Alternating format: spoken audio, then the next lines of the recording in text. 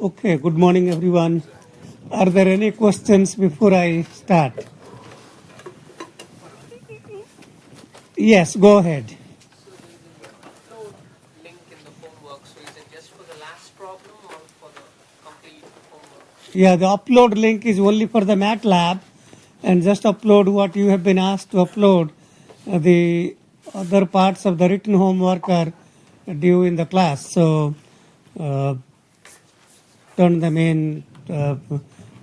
If you want to print out your, I would suggest to print out your MATLAB code and so on for the last problem and turn them in as part of homework also. Does it matter what file type it was? Because I couldn't actually write it as an MP3. Mm-hmm. Anything too depth in that? You could. I saved them as a WAV file. Okay. Wave. Okay. Yeah. I'm not sure. I don't really know. You saved it as web file and turned that in. That's fine, I suppose. Yeah. That's. Well, let's take a look at what the. So if you read the audio processing demo, and it tells you what to do. So there are some codes there, and okay, this is reading MP3. Okay, I see. Okay, and do a little MATLAB help or do a Google search on FIR1 command. So this is 20th order low pass filter with pass band 0.01 pi. So if we have an MP3 sound and you are passing that to a low pass filter with 0.01 pi, what does that mean to you? That means we are retaining content up to what frequency?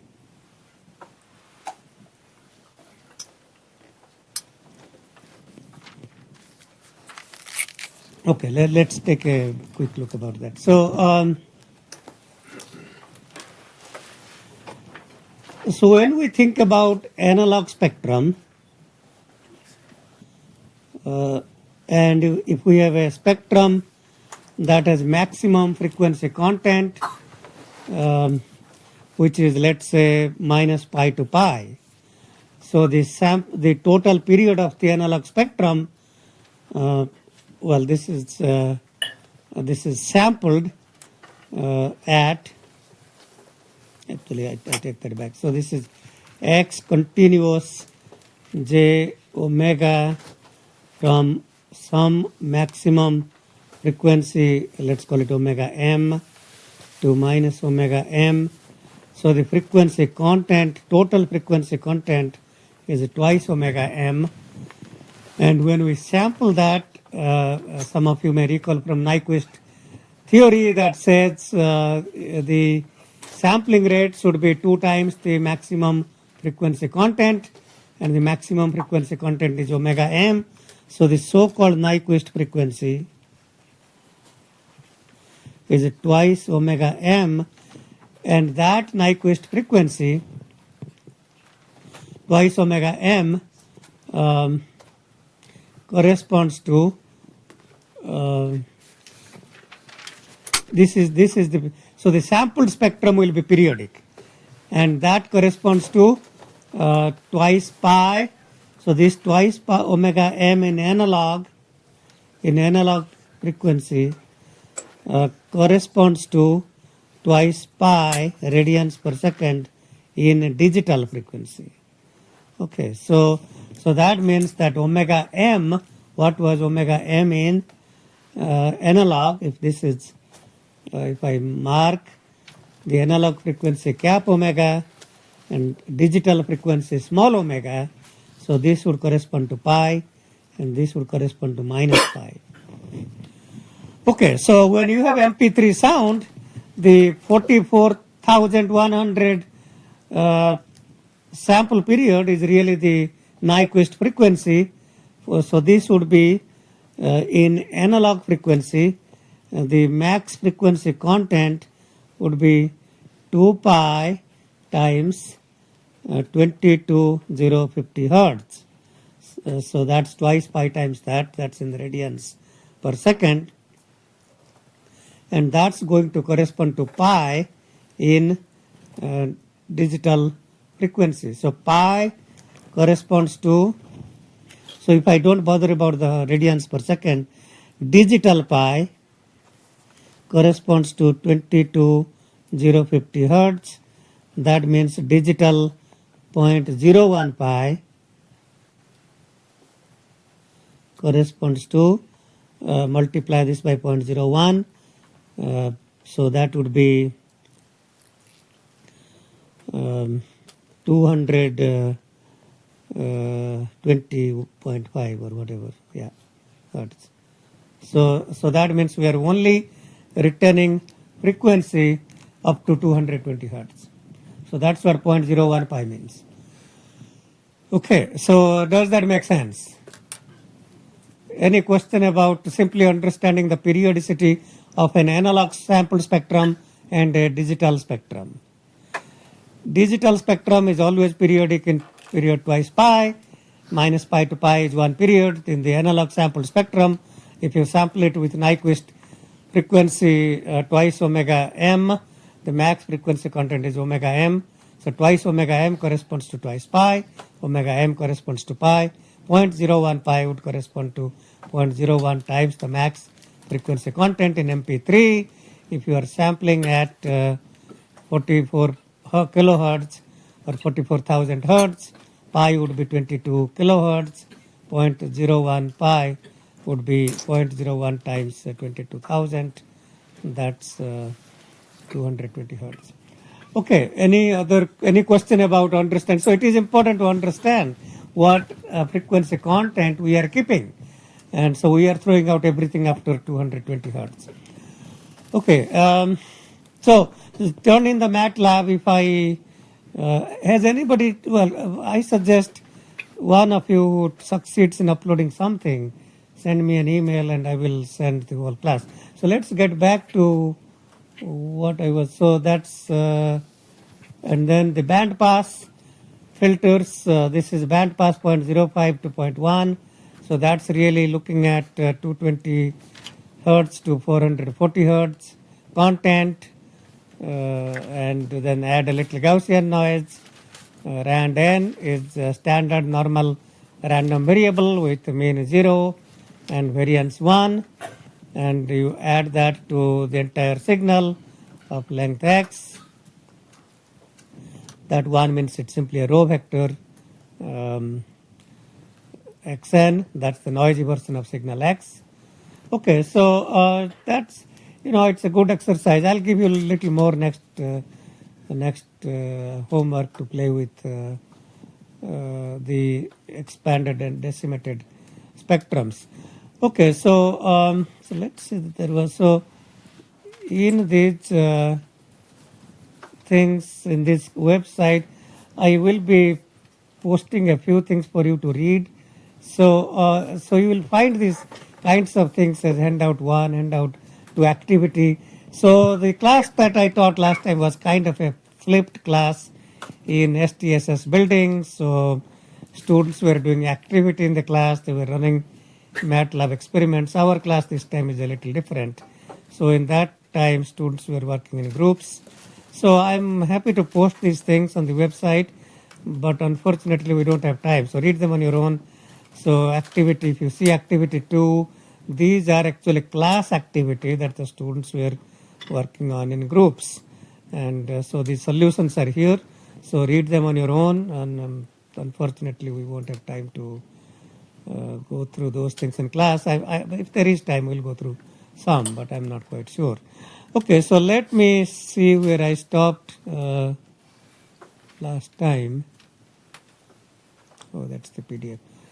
So let's get back to that PowerPoint.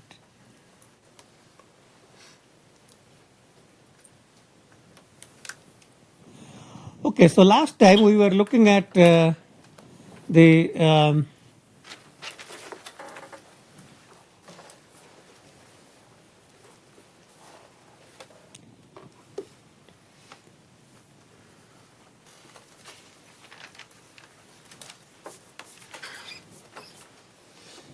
okay, so last time we were looking at downsampling. So this is really a quick review of what we were doing.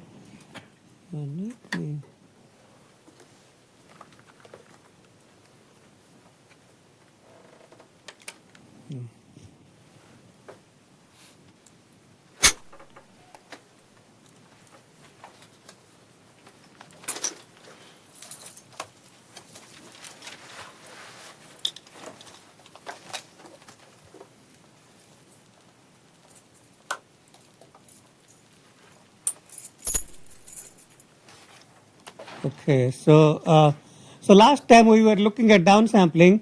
So we looked at how we can take a decimated signal of xn called x2n and compute its spectrum in terms of the original spectrum.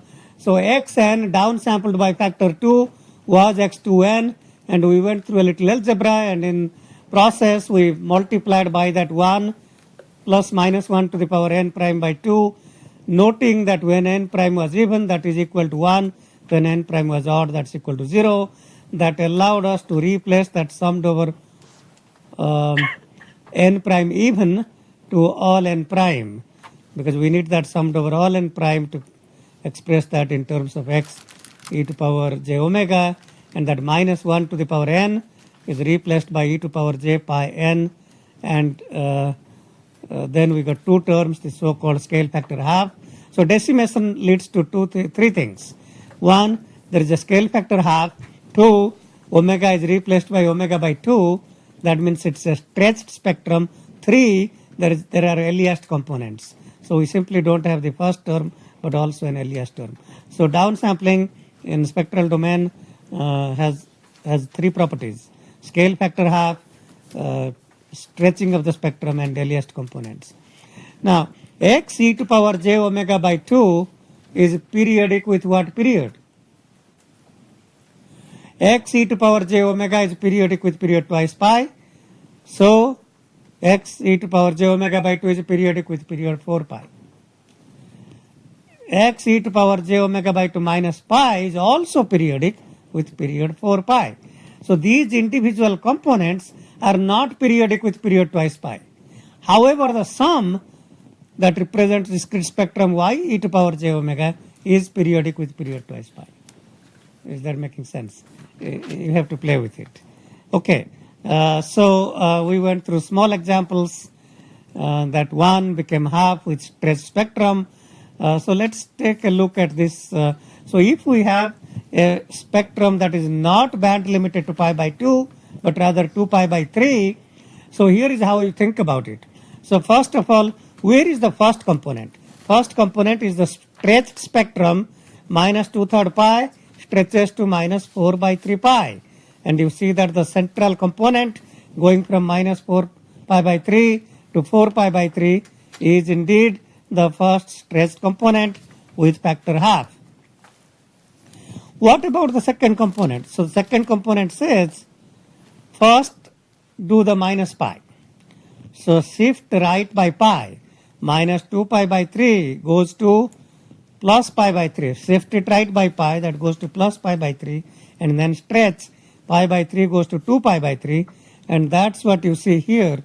The 2 pi by 3, 2 pi by 3 is the second copy of the spectrum. And that's, you can see 2 pi by 3.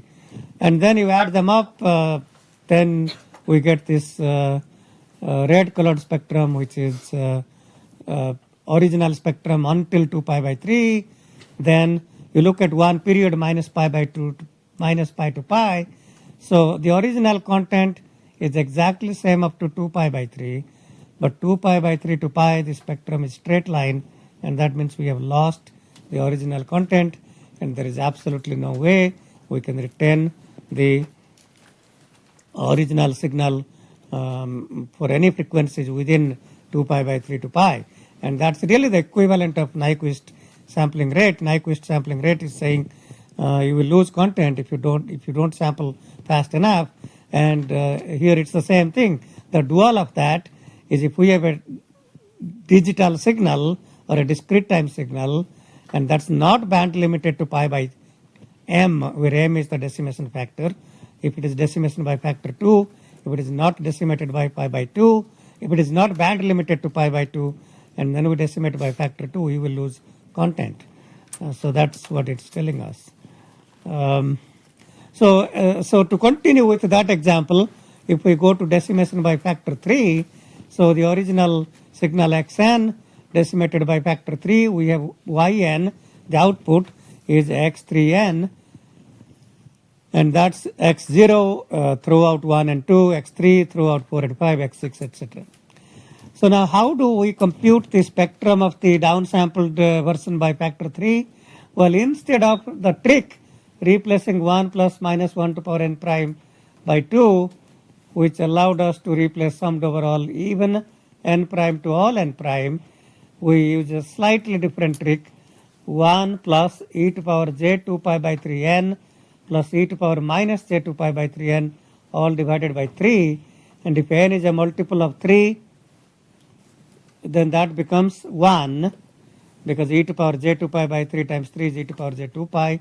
E to power j 2 pi is 1, e to power minus j 2 pi is 1. Complex exponentials are periodic with period twice pi.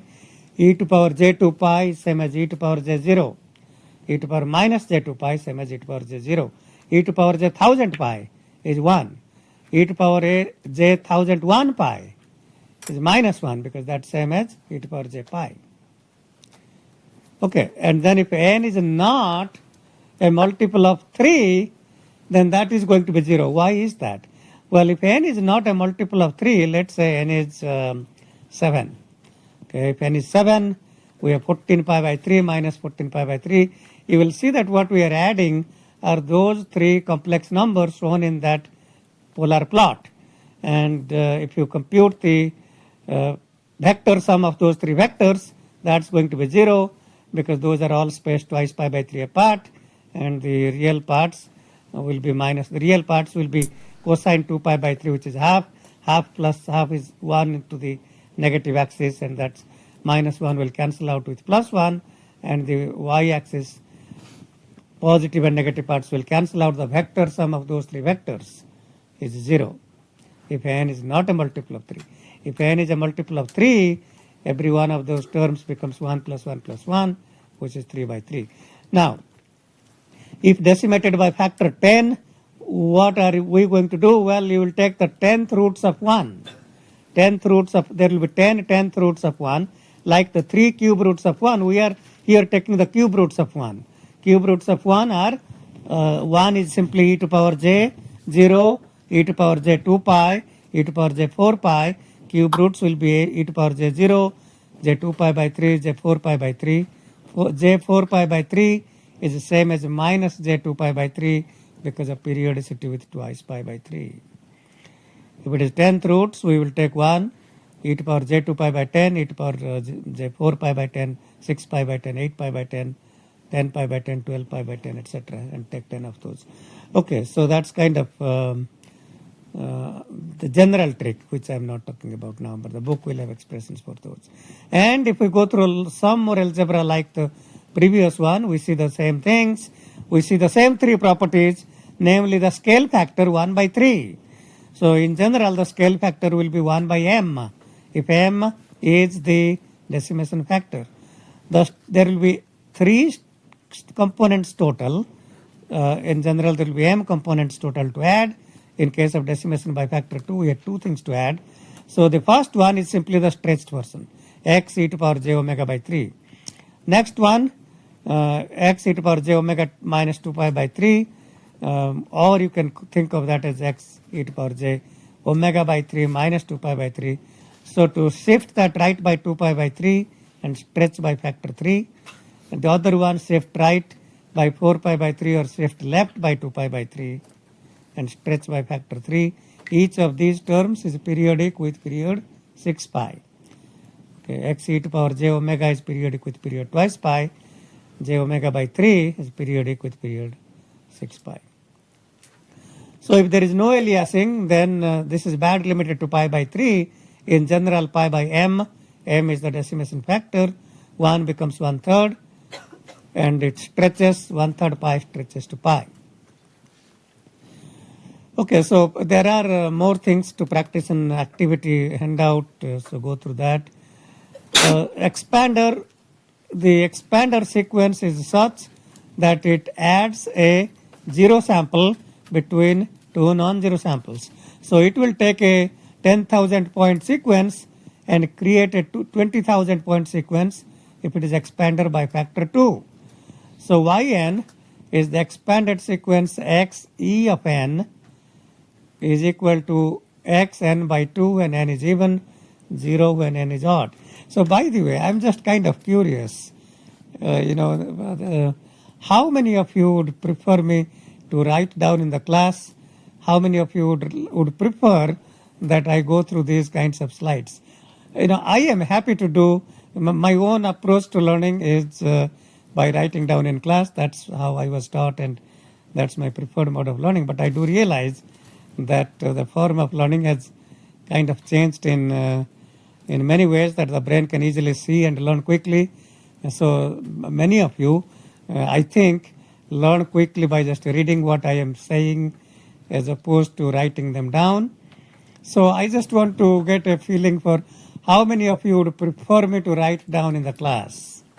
Raise your hand. Okay. How many of you would prefer that I go through these slides? Okay, I see that. Never feel bad to be a minority. Okay, I see that most of you would prefer me to write down. Okay, we'll do that from next class. And that's perfectly fine with me. I think that's a better way of learning. But the form of teaching really has changed to learning through PowerPoint slides. Okay, so, well, you know what? We can start right now. I don't have to go to next class. So let's, we'll have these things, but let's, okay, so let me write down these things so that way we can go through these derivations and you can see. I will still try to have you get these slides from previous class. So the expanded sequence, or we might do both. We might actually do both. We might, so xn, and this is xn by 2, and even. The problem with writing is it's true that you write them down, but we are slowed down a little bit, but that's okay. So yn is, if this is A, B, C, and that's going to be A0, B0, C0, etc.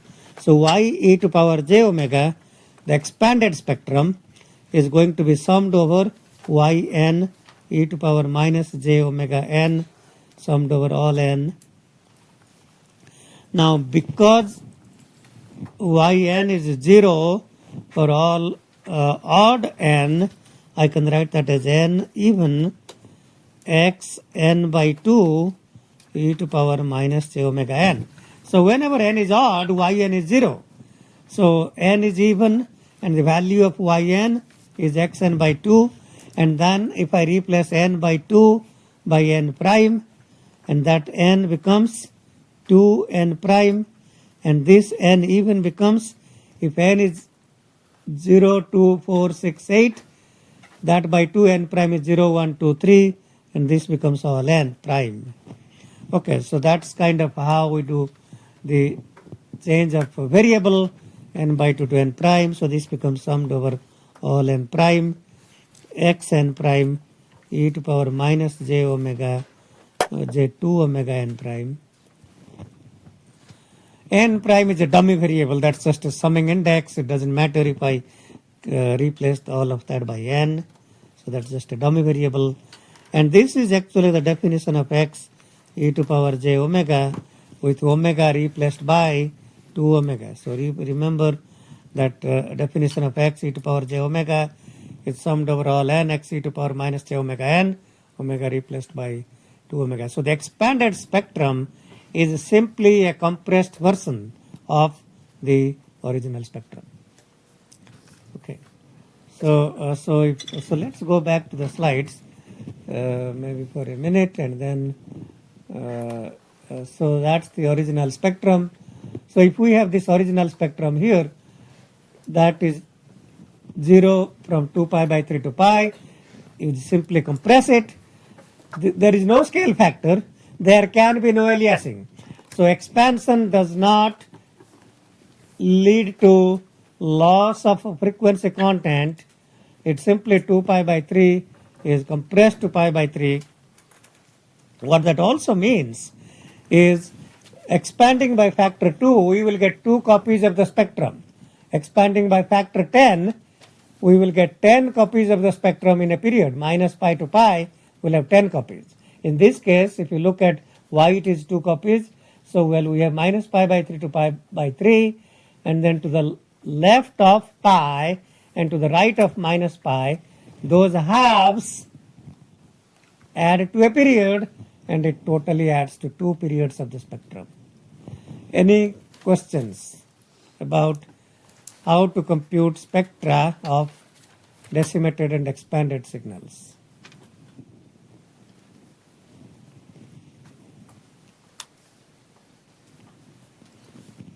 Okay, so there are some more examples that we can go through. So let me quickly go through a few of these. So the next example, xn, we have a signal xn, which is half to the power n, and we have a linear time invariant system whose unit sample response is delta n plus delta n minus 1. So what would be the output of that? How do we compute? So we can do that in 2 ways. So first, in time domain,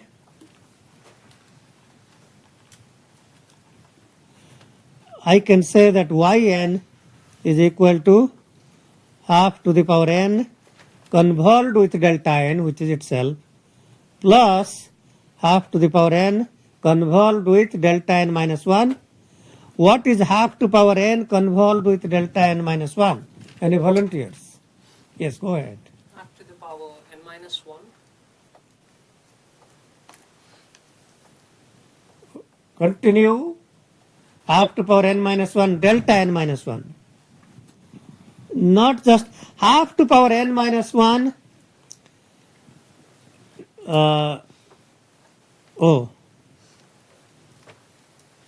Okay, yes, yeah, you are right. Sorry about that. Okay, sorry about that. Okay, so so half to power n. Okay, my mistake. Half to power n.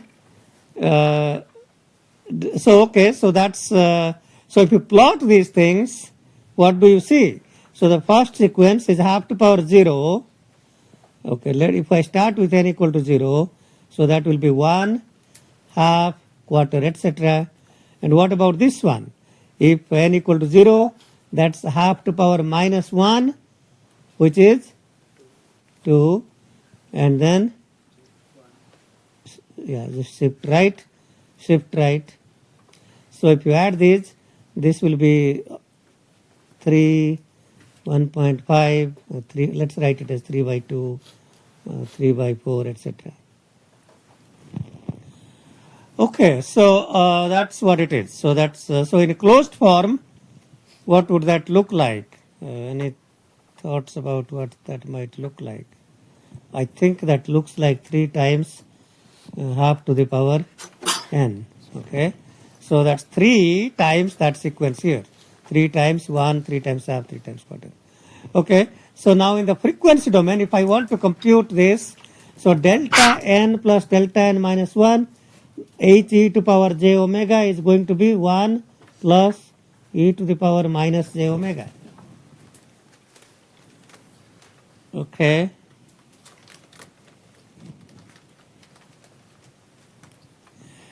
All right. So now, so I guess, yeah. So I think this is the only way to do this, because this is not a complex exponential. So I cannot use the eigenfunction property to compute the output, because this is not a complex exponential. Okay. But, so what else could you do? Now, do you think you could use discrete time Fourier transform of this and the discrete time Fourier transform of that, which is that multiply these two, then compute inverse DTFT? Would that work or that would not work?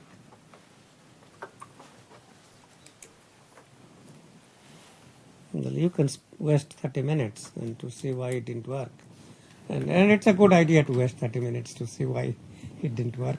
But, well, I mean, that's the process of learning. You spend a lot of time and you get nowhere, and believe me, that time is not wasted. The brain is learning that something didn't work. So when you are computing discrete time Fourier transform of a to power n un, so if I had half to the power n un, that would be 1 over 1 minus half e to power minus j omega. A to power n un is 1 over 1 minus a e to power minus j omega. Now this is not half to power n. This is true for all n from, and as such the series won't converge, because if n becomes negative, if you try to plot the sequence, these are the good parts, which are 1, half, etc. But if you write the negative parts, that would be 2, 4, 8, 16, and very quickly it will go to negative plus infinity, and that series won't converge. So do not try to compute its discrete time Fourier transform, because it does not exist. Okay. When we go to Z transform, we will see that we can use the eigenfunction property of Z transform to use that, but we can't use discrete time Fourier transform. Okay, we may talk about that towards the end of the class, but let's continue with the next thing that I wanted to show you. So Hn is 1. What is h e to power j omega? Hn is 1. So Hn, the unit sample response, is 1 for all n.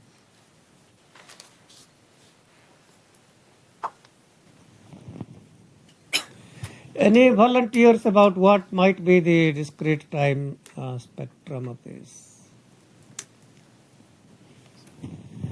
Okay, so the discrete time spectrum of this would be the continuous time impulse of magnitude twice pi.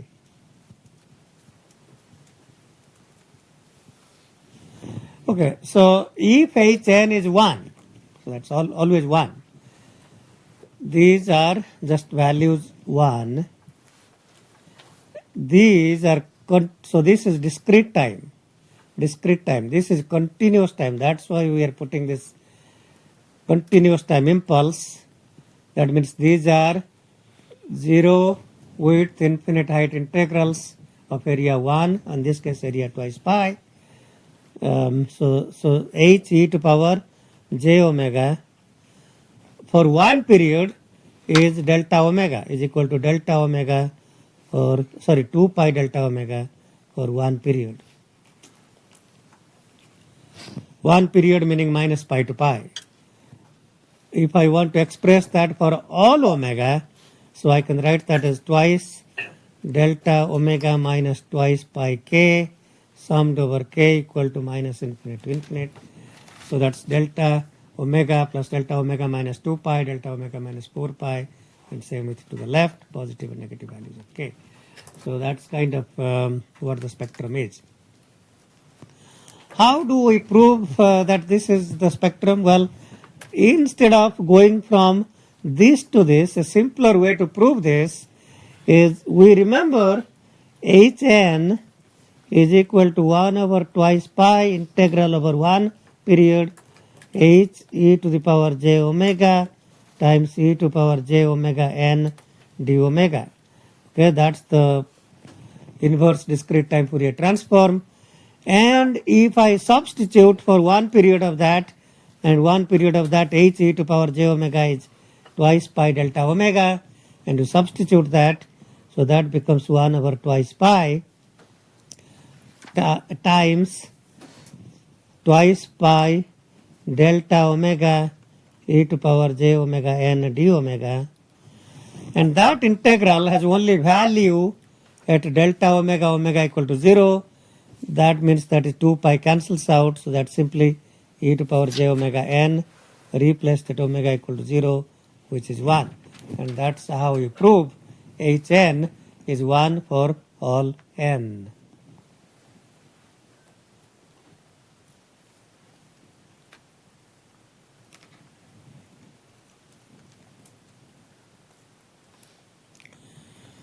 And it really satisfies all the properties that the discrete time sequence, periodic spectrum, this is periodic, and this is continuous time. This is not discrete time. These impulses are Dirac delta functions, whereas these are Kronecker delta functions. Okay, discrete time delta, continuous time delta. These are impulses. Okay, any question about this? Now, what happens if I have a sequence that is some sequence xn is 1 0 1 0 for all n from minus infinity to infinity? Any volunteers about what is x e to power j omega?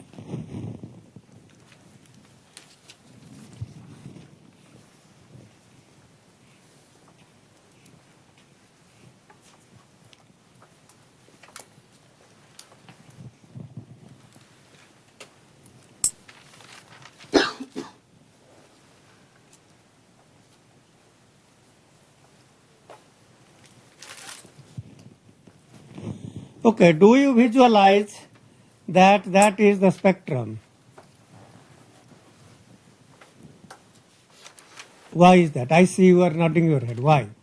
It's the same as the last one, but you expanded it. So you just Okay, same as the last one. So this is the expanded sequence.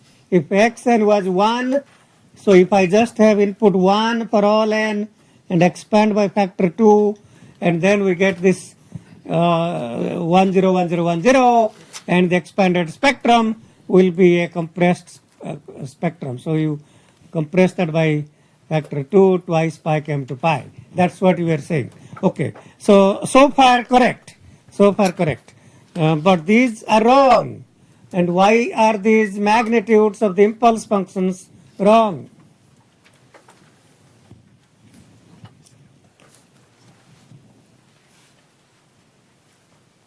So these will simply be pi. Any thoughts about why?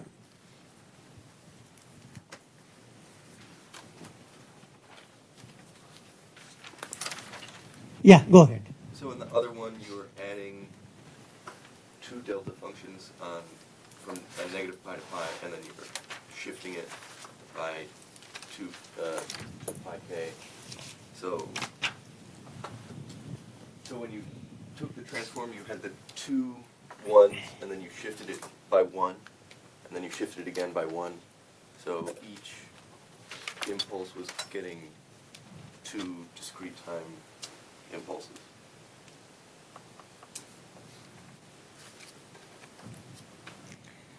Well, okay, I'm not quite sure. I mean, the thing is, okay, so let's think about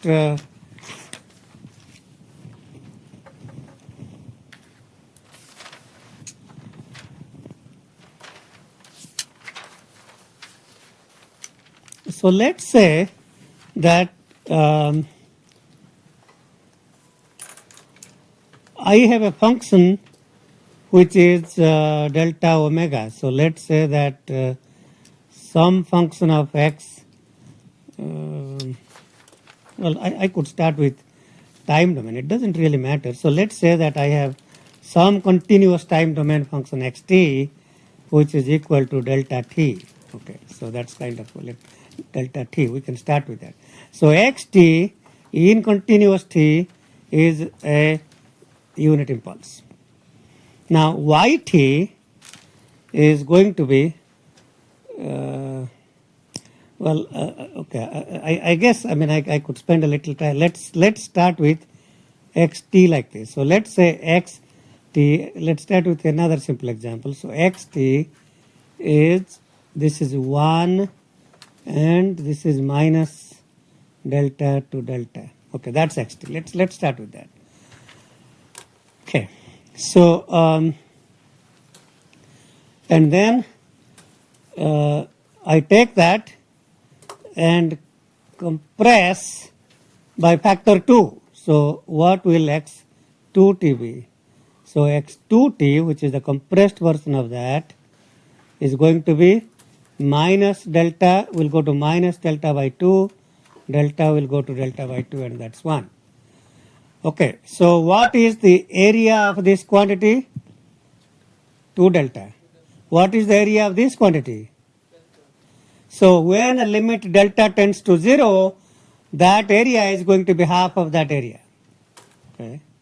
So that is why when we compress by factor 2, that area is going to be halved. So the unit impulse that was of magnitude 2 pi now becomes pi.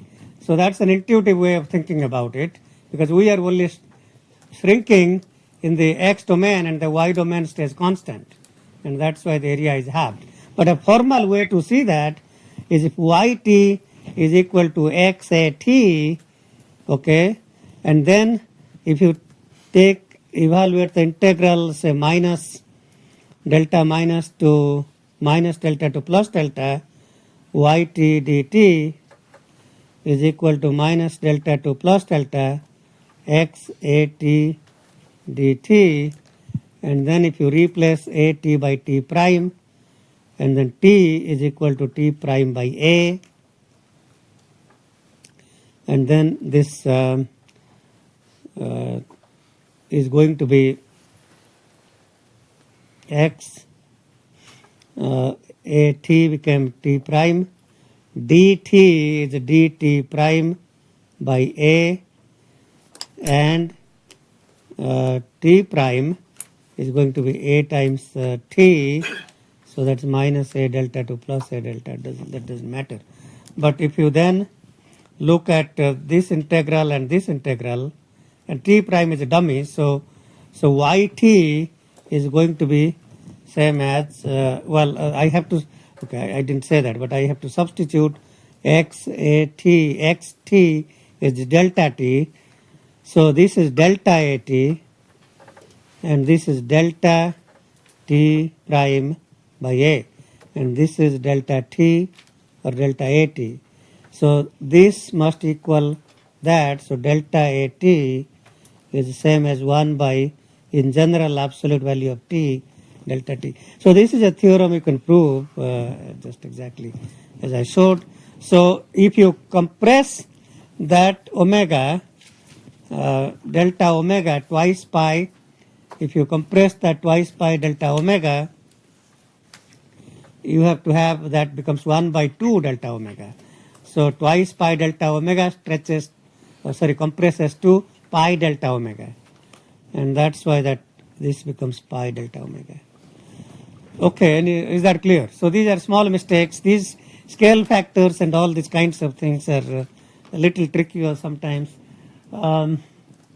So next slide, I don't want to write those things, but let's take a look at those things. So these are the so-called properties of discrete time Fourier transform, x n minus n0, shifting the signal in time domain to the right by n0, the spectrum shifting in time domain multiply by complex exponential in frequency domain. So shift right by n0 multiply by e to power minus j omega n0. If you shift right by 1, multiply the right hand side by e to power minus j omega.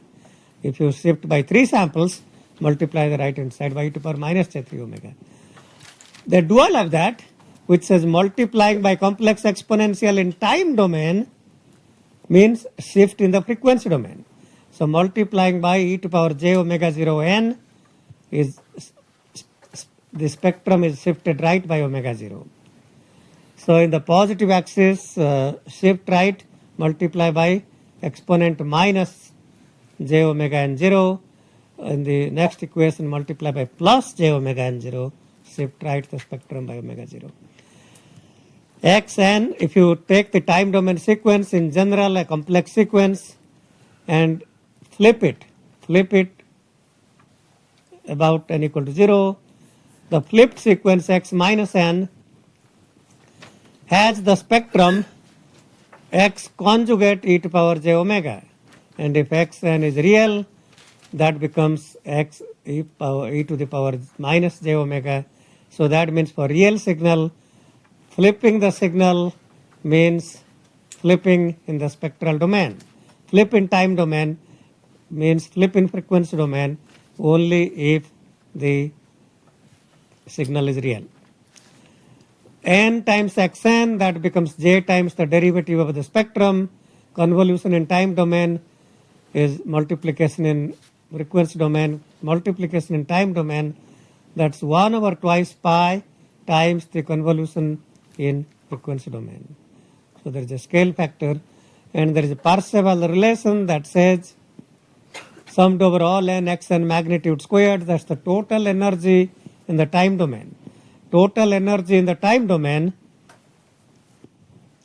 is equal to, 1 over twice pi times, so that's the magnitude squared of the spectrum over one period.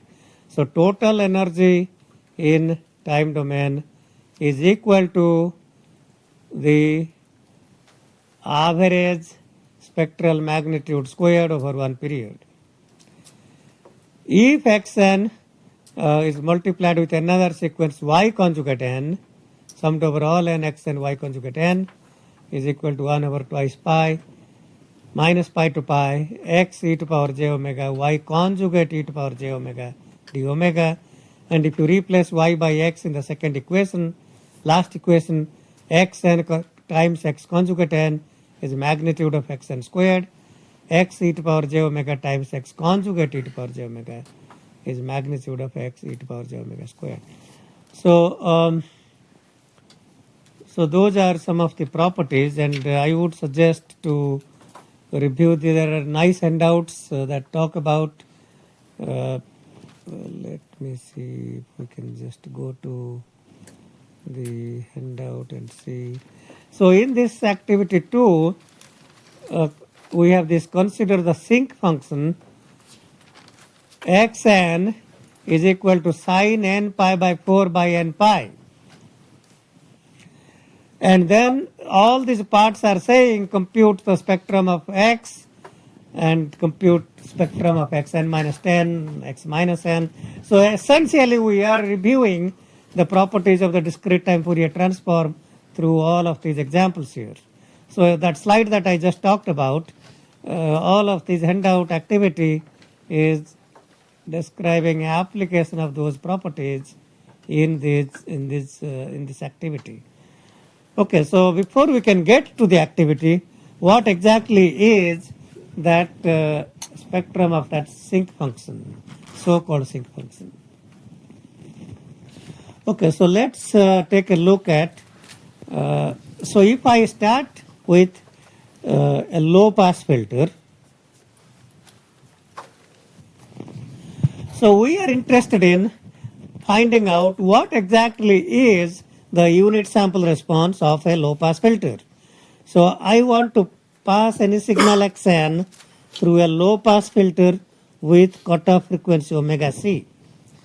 So that means any frequency in the original signal beyond omega c will be filtered out in the ideal filter. This is so-called ideal low-pass filter, and the reason it's ideal is because ideal low-pass filters are not implementable. You can never implement an ideal low-pass filter. So we will go through some approximations, but for now, let's talk about the ideal low-pass filter. So the magnitude of this is 1.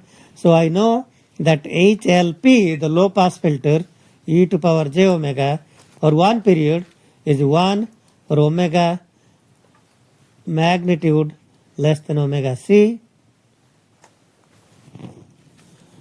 and then 0 otherwise. So that's kind of within one period.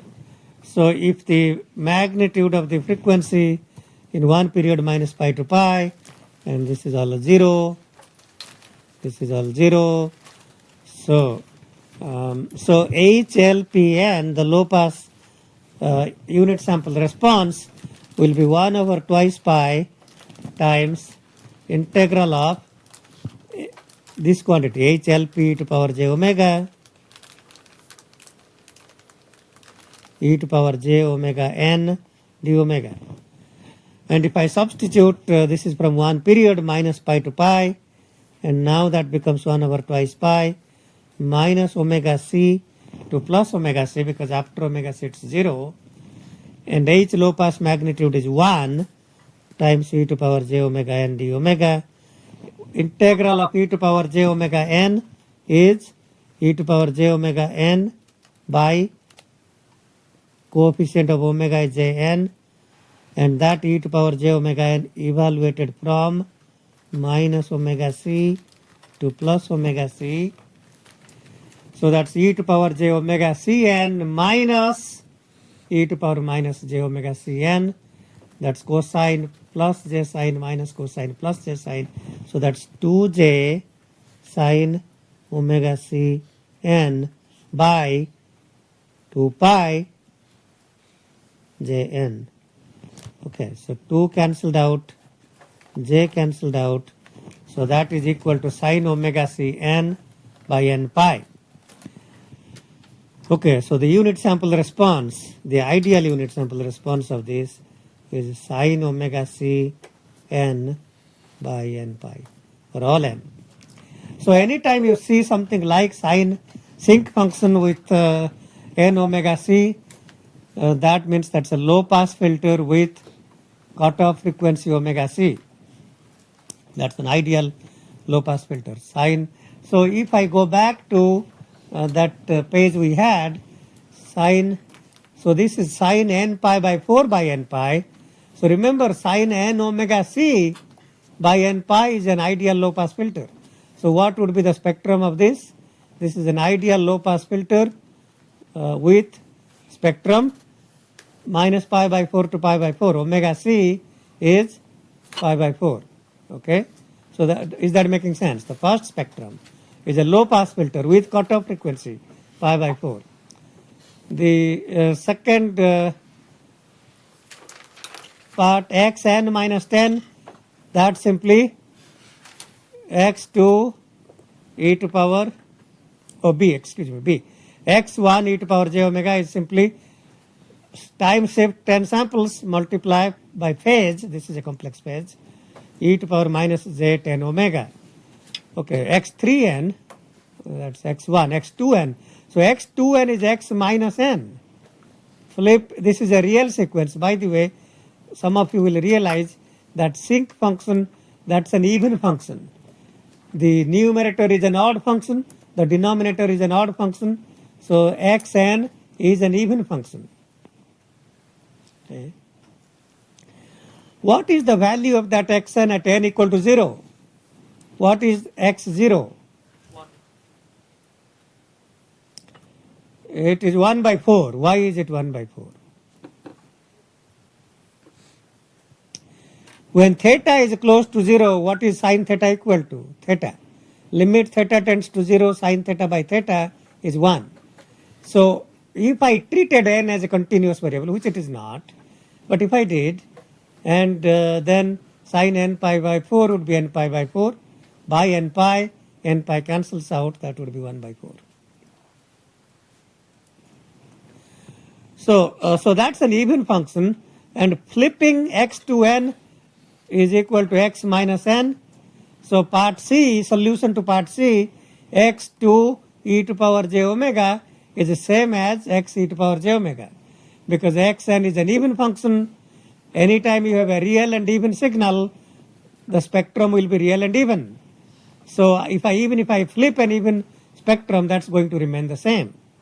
So x2 e to power j omega is x same as x e to power j omega. The next one, x3n, is n times xn. x3n is n times, no, something else is here. Oh.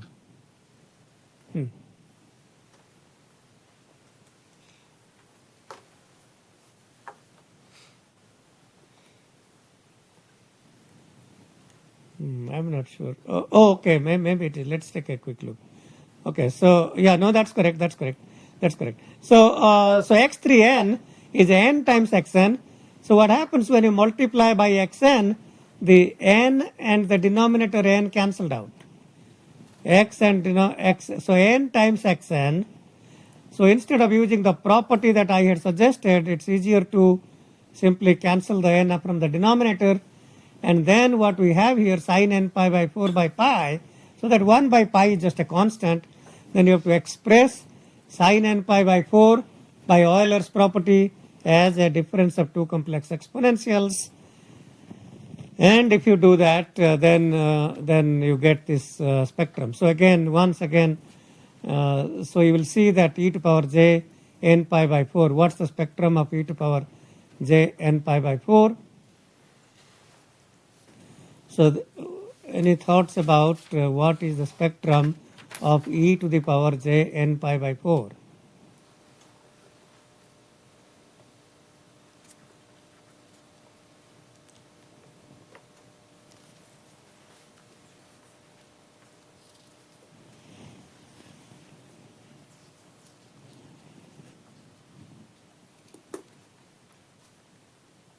What did we learn? We learned e to power j omega 0 n. Yeah. We learned e to power j omega 0 n multiply complex exponential, means shift the spectrum by omega 0. Okay, so so think about this. Start with 1. So the spectrum, okay, let's do that one here.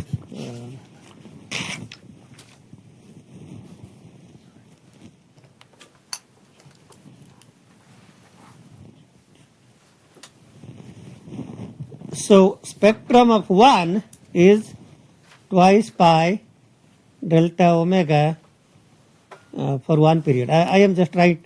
This is, strictly speaking, this is wrong, because unless I specify this is for one period, the correct way to write that would be twice pi summed over all k delta omega minus twice pi k, and that is the correct spectrum. But I am just so if I write that, then I understand, okay, that's just for one period minus pi to pi, then I know discrete spectrums are periodic with period twice pi, so then that is equal to that. But just don't write that's equal to twice pi delta omega, because that's just one term. That's not infinity terms. Okay, so e to the power j n pi by 4.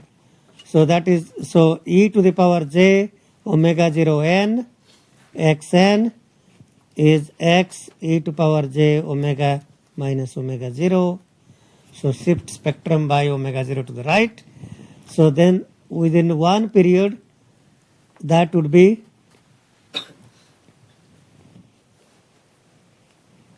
twice pi delta omega minus pi by 4. Okay, so that's kind of, so shift this right by pi by 4. And then if I come back to the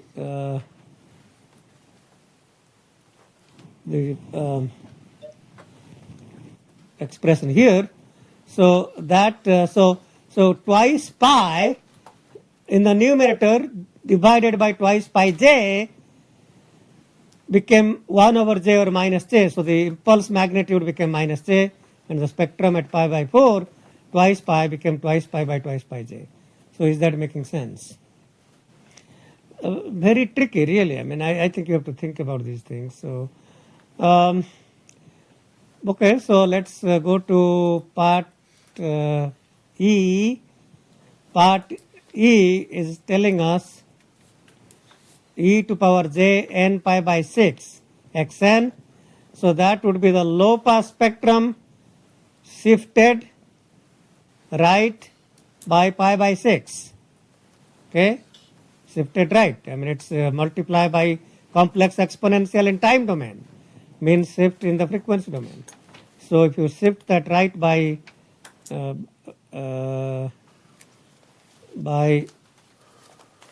okay, there is quite a lot of there seems to be some amount of technical things in X3, and I will get to that. Read about that on your own. By the way, the students also did compute all this by MATLAB. I'm going to put those MATLAB codes sometime if you want to compute these by MATLAB. So we had initially the spectrum was from minus pi by 4 to pi by 4, and if I shift that right by pi by 6, pi by 4 goes to pi by 4 plus pi by 6, that's 5 pi by 12, and the minus pi by 4 goes to minus pi by 12. So that's the spectrum of xn multiplied by e to power j n pi by 6. What about minus 1 to the power n xn? Minus 1 to the power n is e to the power j pi n. That means you can think of minus 1 as e to power j pi or e to power minus j pi. If you think about e to power j pi, then you go counterclockwise by pi. If you, from the real axis, if you think about minus pi, go clockwise by pi. And you reach the same point, you reach the negative real axis. So, so either way, you could think of this as the spectrum shifted right by pi or left by pi. So if you shift that right by pi, minus pi by 4 goes to 3 pi by 4, and plus pi by 4 goes to 5 pi by 4. I am not showing that here simply because I am showing one period of the spectrum from minus pi to pi. So how did I get the left part? Well, if you go to the part to the right of minus twice pi shifted right became minus pi, and that became minus 3 pi by 4. So what kind of filter is this? This is a high pass filter that passes high frequencies from 3 pi by 4 to pi. What is interesting to see is that if xn was a low pass filter, which in our case it is, and that means the xn is a sinc function, which is a slowly varying sequence, and by multiplying by minus 1 to the power n, this becomes fast varying sequence. So to give you one example, so if xn was initially, that's the x0 was 1 by 4, and the rest part, this is an even function like that. If you multiply by minus 1 to the power n, what we get here, this goes negative, this goes negative, this goes negative. So plus, minus, plus, plus, minus, plus, minus, plus, minus, and it becomes fast varying, and that becomes a high pass filter. Okay, smoothing sequence, low pass filter. Time fast varying impulse response, high pass filter. Okay, so if I go back to the previous example, did we have or maybe not? Okay, so if we go to the next activity, xn convolved with xn, so x6 will be the product, that will be x magnitude squared. Okay, so that's simply squared, magnitude squared. Now x6 is the same as x. Well, 1 squared is the same as 1, so so that's the same as the original spectrum. Nothing changes. Yes? Is the phase phase is 0. Phase zero. X and magnitude squared is the real quantity. In fact, so in this example, it so happens that x6 is equal to x. Now, in general, x6 will not be equal to x. Now that you ask, x6 will not equal to x. Why? Because if the original spectrum had a phase component, x6 phase will always be 0. Because that's a magnitude squared, which is a real number, real quantity. So x6, whatever phase it had, x phase will not be in x6. Good, very good. I didn't mention that, but that's good. So x7 is the product x squared n. So x7 spectrum will be 1 over twice pi times the x e to power j omega convolved with x e to power j omega. Convolving two rectangles will be a triangle of twice the width. So initial width was pi by 4 minus pi by 4 to pi by 4, and the triangle became minus pi by 2 to pi by 2, so it became twice in width, and you will see that the magnitude is quarter. Yeah, go ahead. So what's the difference between this one and the one before? One before was the original sequence xn, and x6n was xn convolved with xn. x7 is x squared n. So the one is the product with itself, the other is convolution with itself. Thought provoking. Okay. Well, I must say the class is thought provoking, so I mean it's not meant to be easy. Don't expect. The class will not be easy. I mean, if you understand what I am saying, then the class will indeed be easy. And you will do well in the exam. Okay, so x8n is a downsampled spectrum. That's xn downsampled by factor 2. And we already talked about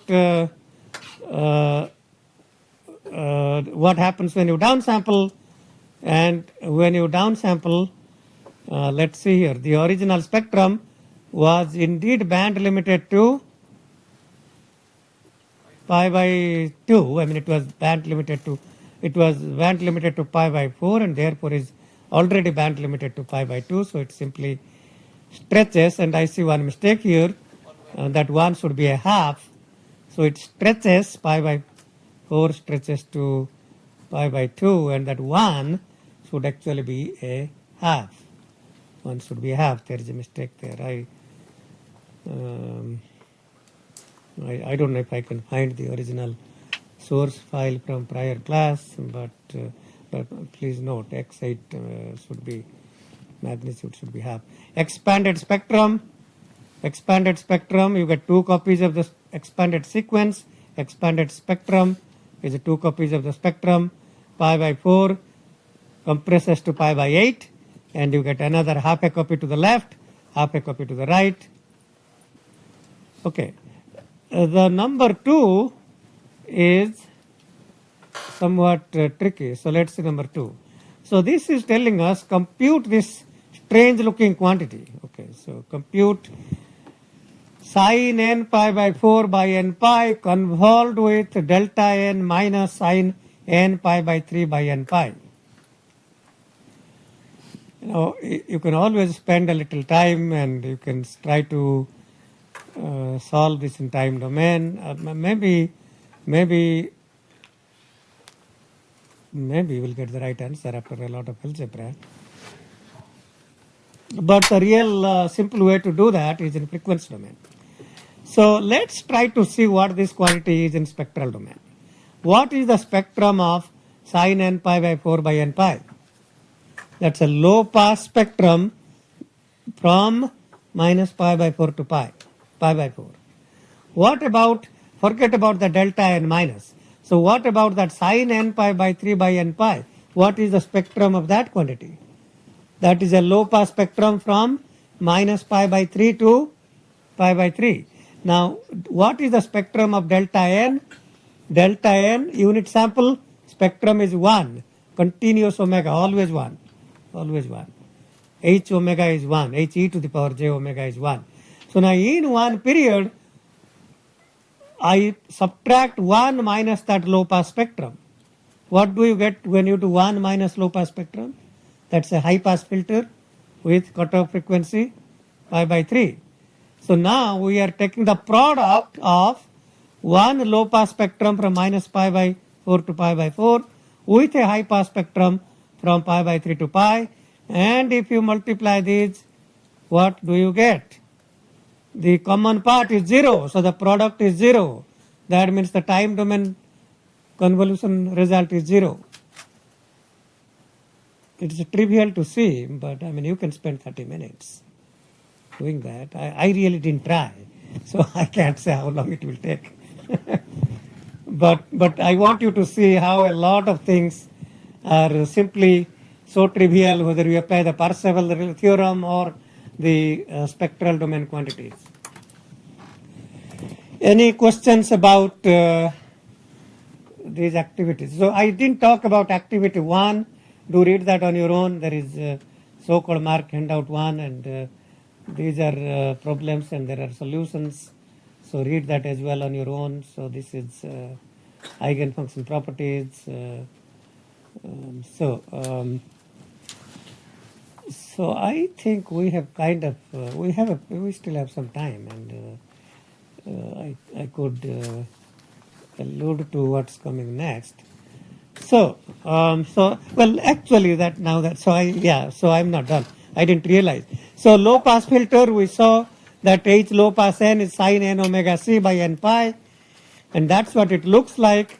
So if I have the cutoff frequency 0.5 pi, omega c is 0.5 pi, and if you plot that H1n, which is the low pass spectrum H1n, and the at n equal to so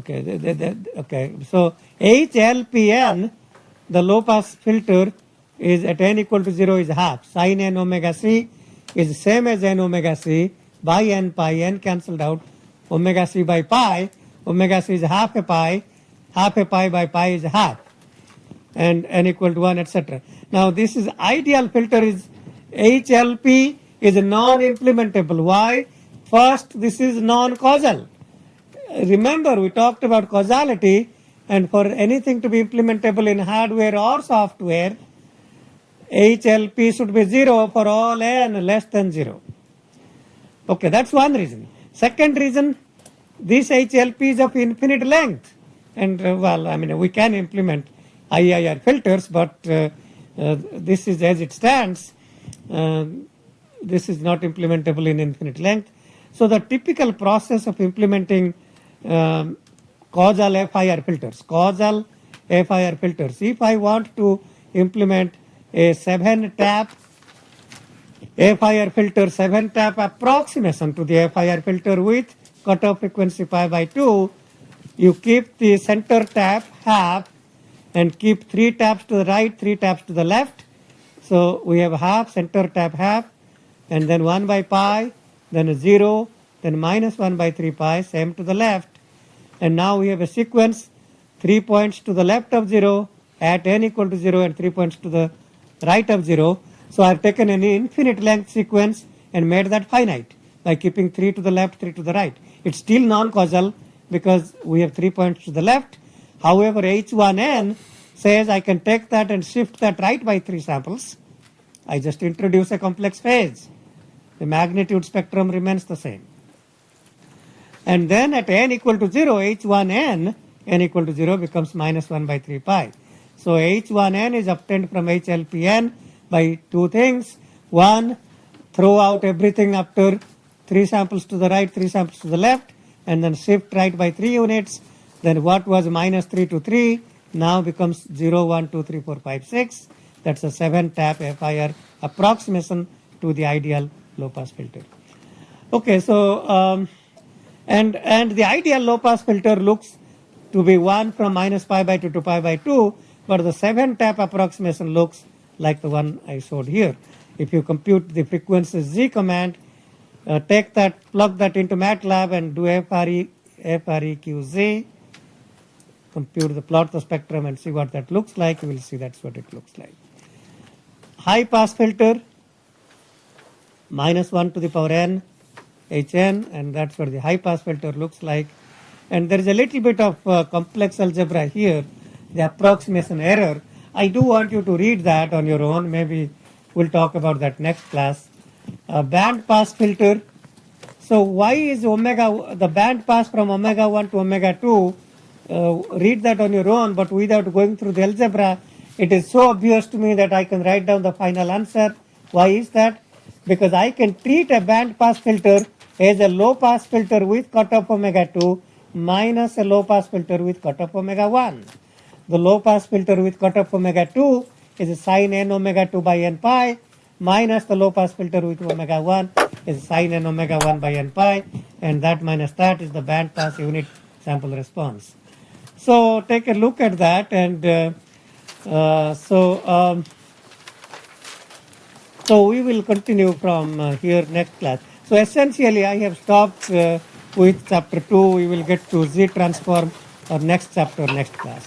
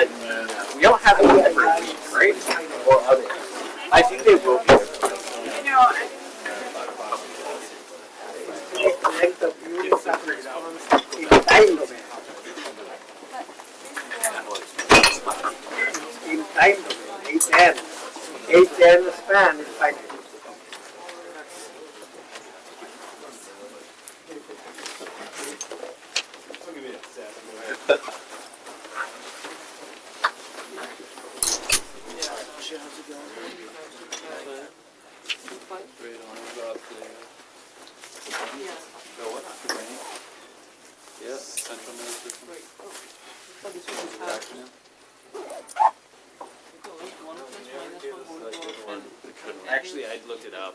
You don't know if that's what do you mean? Were we supposed to memorize it by now? What do you mean? Obviously, it's not for a lot of people. No, what do you mean? So I did, you mentioned. All the granular. So, yeah, but some people would have, Yeah, now I am happy to post slides and that, so we can do both. We can have slides and work out some parts and maybe just look at slides for some other parts. So that way we can have best of both. Yeah, I guess one thing I'm wondering, I don't know what the usual timeline is for you for putting them together, but if you could post them earlier so you have time to print them, that would be helpful. So this one I already posted, I think, is that today morning or yesterday? I just saw it. I just saw it this morning. Yeah, I did post today, so this was, but yeah,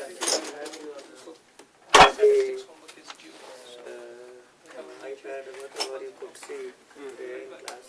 But yeah, we'll try to do that. So the only thing is after the class I can post something, and that may not be exactly what I feel correct. Yeah. But we can correct that after the class. Okay. Sure. Even speaking for Drew, that you kind of same line of hybrid type. Now is my office hour. Oh, okay. You can come to my office.